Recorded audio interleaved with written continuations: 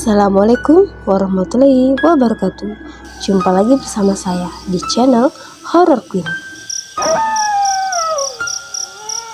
Untuk kali ini saya akan membawakan sebuah kisah yang berjudul Istri dari tukang pijit ini tiba-tiba menjadi ular raksasa karena hal ini. Namun sebelumnya silakan klik tombol like, subscribe, dan hidupkan lonceng notifikasi untuk mengetahui kisah terbaru dari channel ini. Dan seperti apa kisah kali ini? Langsung saja kita masuk ke ceritanya. Di sebuah desa kecil di Jawa Barat, hiduplah seorang suami istri yang bernama Pak Jarwo dan istrinya Juminten. Pak Jarwo dikenal sebagai sosok yang bijaksana, rendah hati, dan ramah. Namun, di balik kehidupannya yang terlihat sempurna, ada rahasia besar yang disembunyikan Juminten istrinya.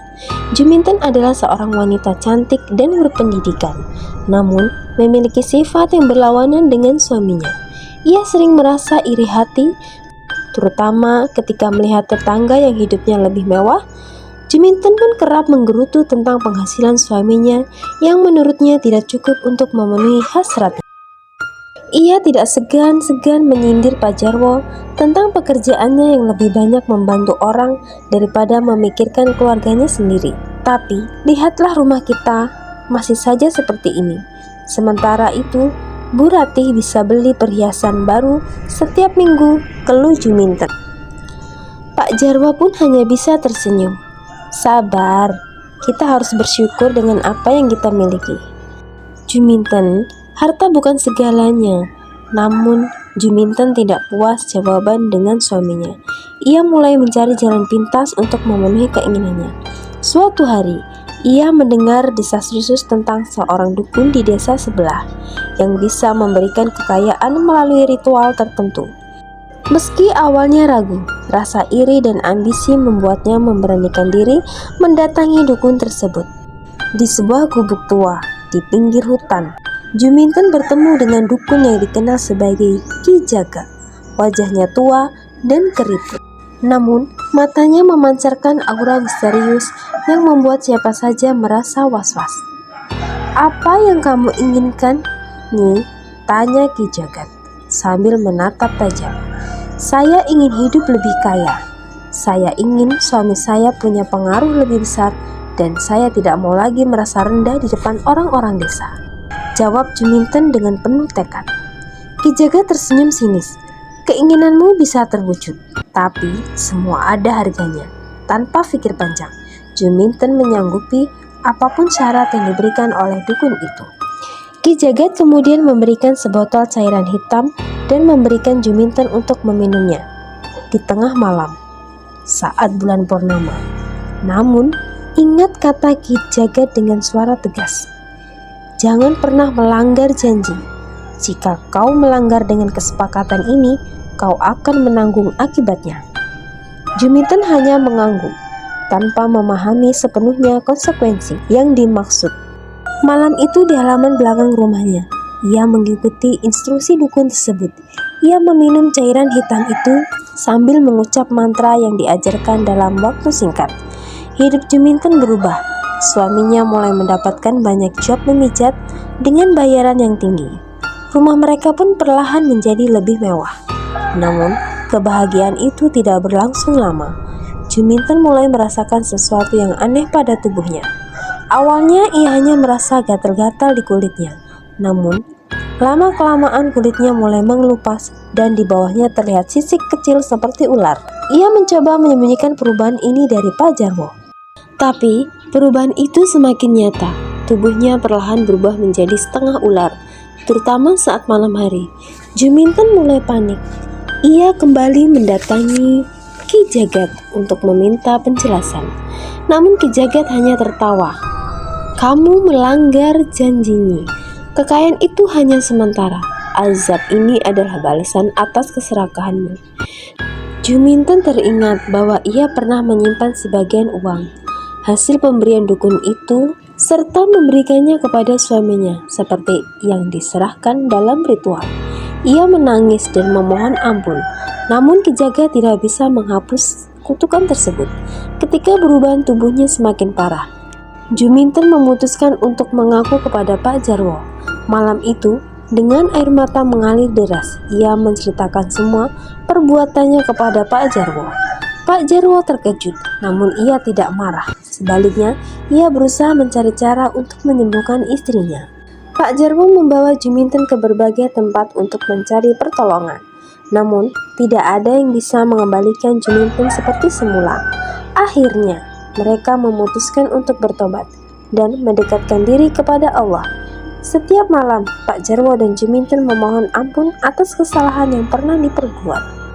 Namun, kutukan itu tidak sepenuhnya hilang. Juminten harus hidup sebagai manusia setengah ular selama sisa hidupnya, menjadi pengingat bagi dirinya dan orang-orang di sekitarnya tentang bahaya keserakahan dan melupakan ajaran agama. Meskipun demikian, desa mereka menjadi saksi perubahan besar dalam hidup Juminten. Ia kini menjadi sosok yang rendah hati, membantu siapa saja yang membutuhkan, dan menjadi pelajaran hidup bagi banyak orang.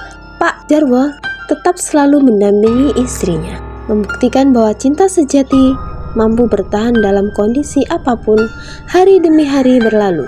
Kehidupan Juminten sebagai manusia setengah ular mulai menjadi rahasia yang sulit disembunyikan. Meski Pak Jarwo selalu berusaha melindungi dan menutupi keadaan istrinya, keanehan pada dirinya lambat laun tercium juga oleh warga desa. Malam itu, di tengah sunyi desa, terdengar suara aneh dari dalam rumah Pak Jarwo. Suara desisan seperti ular besar membuat salah satu tetangga, Mak Ijah, yang sedang lewat di depan rumah itu berhenti melangkah. Ia mencingkingkan telinganya, mencoba memastikan apa yang baru saja didengarnya. Keesokan harinya, kabar bahwa ada yang tidak beres di rumah Pak Jarwo.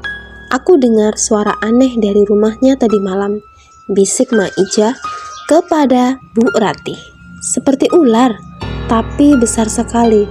Bu Ratih yang selama ini diam-diam iri terhadap Juminten karena kehidupan mereka yang mendadak berubah mewah, segera menyebarkan gosip itu ke warga lain. Dalam waktu singkat, desas-desus mulai merebak. Banyak warga yang mulai menghindari rumah, takut kalau hal itu benar-benar terjadi. Di rumahnya, Juminten semakin terpuruk. Ia tidak berani keluar rumah, bahkan untuk sekedar berjemur di halaman. Tubuhnya kini hampir sepenuhnya ditutupi sisik hijau. Di bagian bawah tubuhnya sudah menyerupai ekor ular. Hanya wajahnya yang masih mempertahankan bentuk manusia. Meski kulitnya mulai memucat, Juminten merasa jijik terhadap dirinya sendiri. Dan rasa penyesalan yang mendalam menghantui hari-harinya. Mas, aku tidak sanggup lagi hidup seperti ini, kata Juminten sambil menangis di hadapan Pak Jarwo. Pak Jarwo memegang erat tangan istrinya dengan lembut. Allah Maha Pengampun Juminten, jangan pernah menyerah. Mungkin ini ujian bagi kita berdua. Aku akan tetap bersamamu, apapun yang terjadi. Namun Pak Jarwo tidak bisa memungkiri bahwa dirinya dilanda kegelisahan. Ia tahu jika warga desa mengetahui keadaan Juminten, mereka akan bereaksi dengan ketakutan atau bahkan mengusir mereka. Ia harus menemukan solusi sebelum semuanya terlambat. Suatu malam, setelah selesai salat tahajud, Pak Jarwo memutuskan untuk berkonsultasi dengan sahabat lamanya, Kiai Ahmad, yang tinggal di desa tetangga.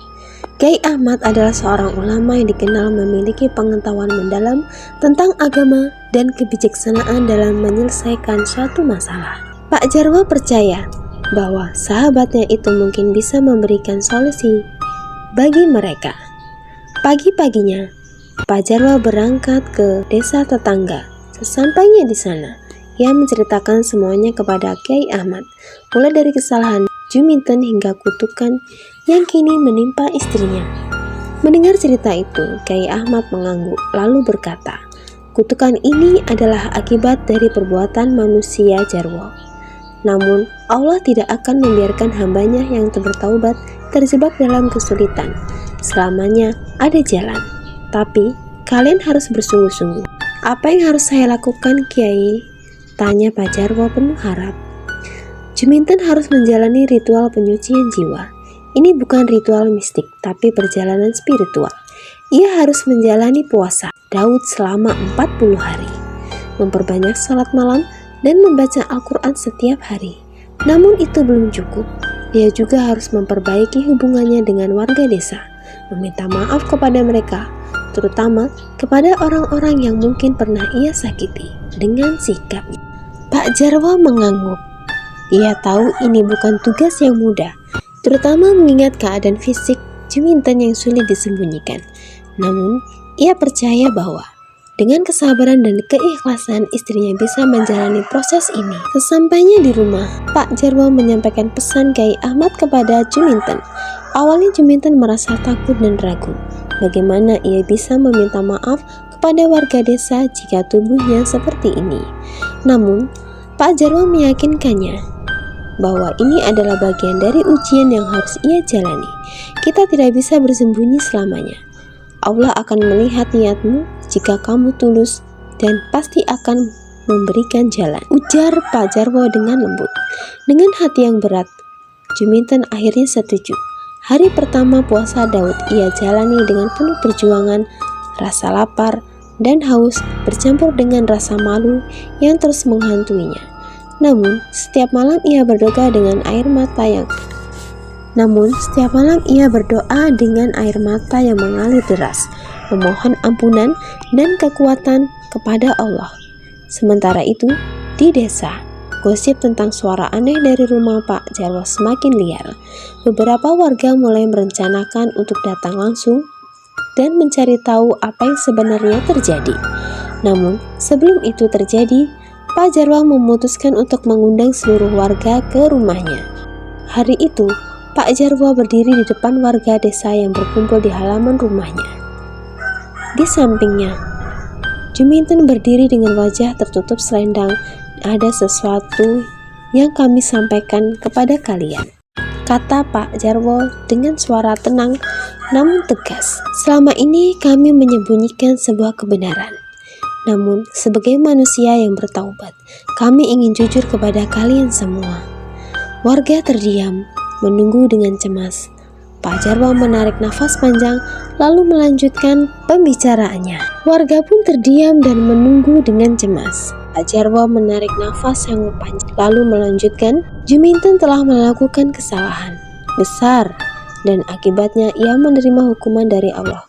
Namun, kami ingin memohon maaf dan meminta doa dari kalian semua, agar kami diberi kekuatan untuk melalui ujian ini. Dengan perlahan, Juminten membuka selendangnya, memperlihatkan wajahnya yang kini pucat dan penuh sisik. Warga yang melihat itu langsung terkejut.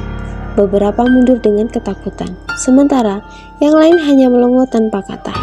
Namun, sebelum ada yang bereaksi lebih jauh, Juminten menunduk dengan suara bergetar.